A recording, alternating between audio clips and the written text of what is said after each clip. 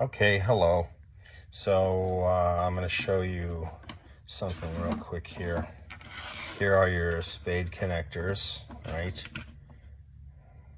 So I don't know if you've noticed, but red is the smallest. It has the smallest hole for the wires. Blue is the next one up, and yellow is the largest. So if you're going to be putting two or more wires, you're going to want to use this one here. So what I'm going to do is show you. See, I have a whole box of these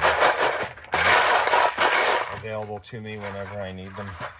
And I like to solder mine. I don't just crimp, but I crimp and solder because it makes the joints bulletproof, and you're not going to end up with like a bad crimp. You're going to have to, which could create problems later. So what I'm going to do is I'll use the blue one. Because I'm going to solder it, I'm going to apply heat. I don't want this anymore. I don't want that on there. You can see that this can be pulled off. Some of them can't be pulled off because they're thicker on there. They're just the way they're built. These are pretty easy. You just kind of twist and that comes right off. All right. Now, here is normal 18. If you look real close, you get some bright light on this. You can actually look along the wire and you'll see on there, it'll be printed. There'll be a bunch of text printed on there, but if you look, you'll see the gauge. This is 18, normal 18. You can see how big it is. This is normally used for just about everything unless you're carrying a lot of current. This is, I think, I'm just guessing, 14 and or 12. I don't know. This is probably 12 or 10.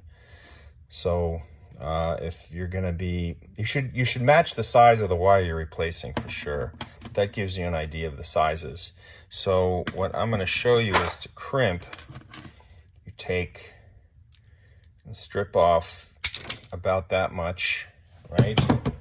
Twist it so it keeps it all together so you don't have any stray wires, right? Then I'll take this one right here. If you look real close on the top side, see that side right there, there's a split, right? So what I'll do is take my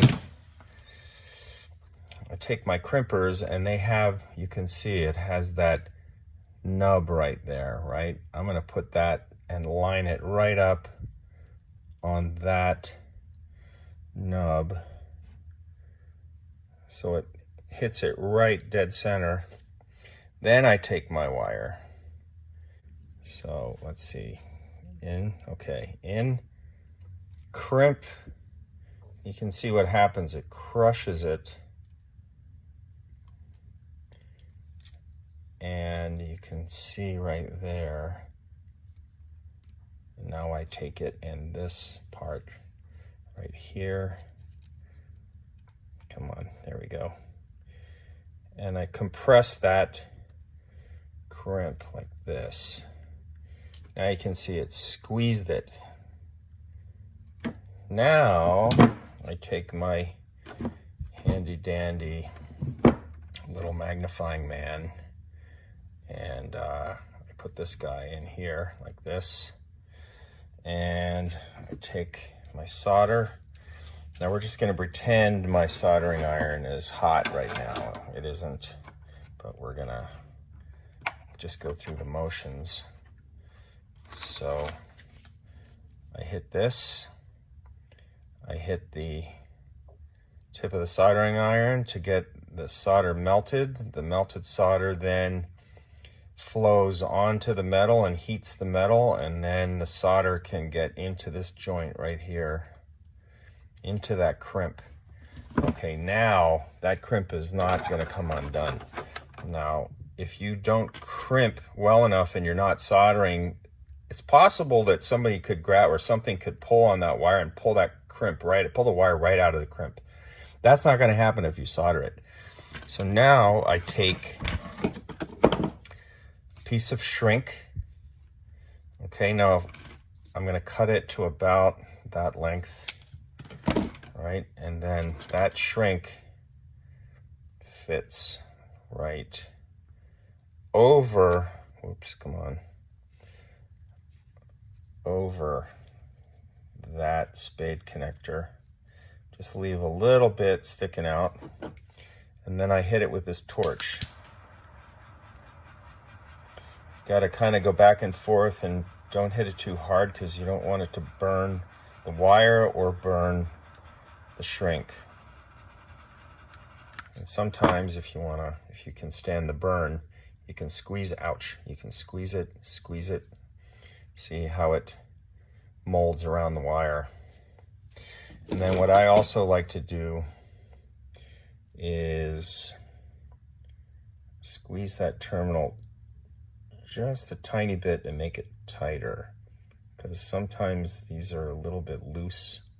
You'll know when you try to push it on if it's loose or not. So there you go. It's soldered inside. It's not going to come undone. It'll be tight onto the terminal that you plug it into.